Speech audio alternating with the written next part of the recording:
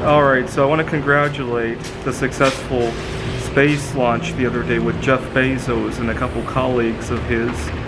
I was reading a little bit about Jeff Bezos, and I thought I'd make a comment about a phrase that he used. It could be better. So he had commented one time about work-life balance and how he didn't like that phrase, and he wanted to call it a work-life circle. And the example he gave was that when he had a lot of energy at home, he comes to work with it.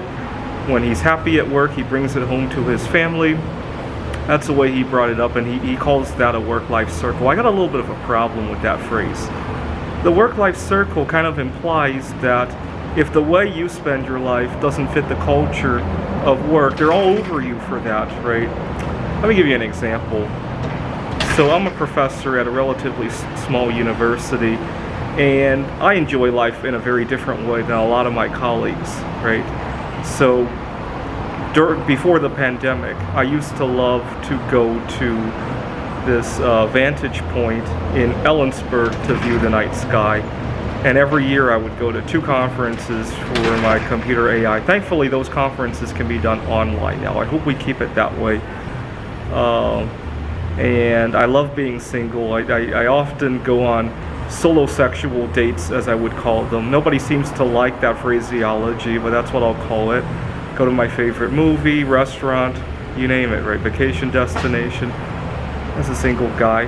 I've been doing that a lot more during the pandemic, obviously.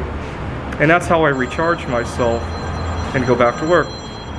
But unfortunately, most people don't see it that way, and oftentimes I have to sacrifice those things so that my peers can take care of their children, or even just spend time with their significant other, go to their honeymoon, you name it, right? I had to work when I was at the conferences. I had to work, I had to rush home from Ellensburg to go to work because, oh God, I can't take a day off to view something stupid in the sky. Or that's from my coworkers' point of view. And unfortunately, we live in a culture where if you don't fit the mold, you're out. Over in Seattle, we do. Here in Phoenix, where I've temporarily relocated, not nearly as bad. I especially love the desert environment. My lungs feel a whole lot better. I have chemical sensitivities, and also vitamin D, right? Look how much vitamin D I've been getting in the desert environment. I feel just a whole lot happy-go-lucky. And when I run into discrimination and all that, I take it with stride. I need to make another goal for the rest of this year. I always carry a lot of resentment when I run into single bias. And some of that might be genuine resentment, but it doesn't help. And it doesn't further my goals. And often it hinders me. I get resentful, I make the wrong decisions, I lose my job, I lose friends, I lose connection with family members.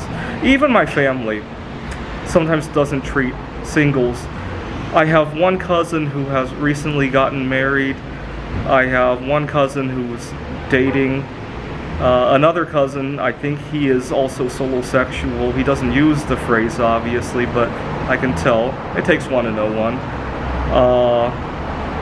None of my family members have gotten divorced. My grandmothers, both of them are widowed. I think for a time, one of them was still dating. And they just don't see me in the right light, and I get very resentful every time I go home to see family, and that's why I haven't seen a lot of my family members for a very long time. Not very positive, though. But there is one thing, recently they've been wanting to do something about it, but even the solutions they want are not exactly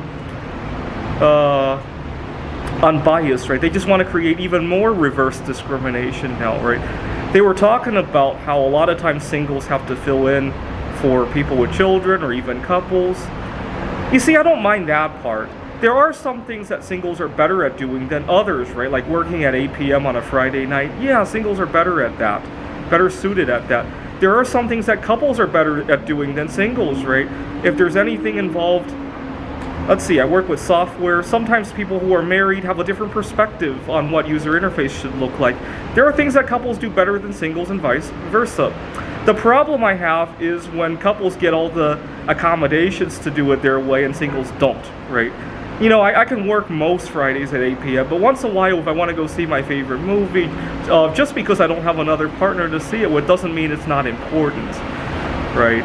The goal is to be accommodating, not to create discrimination in the other direction, right? I think that's what we're doing with the African Americans. Any discrimination is discrimination. I got to point that out, even if it favors the group that you like.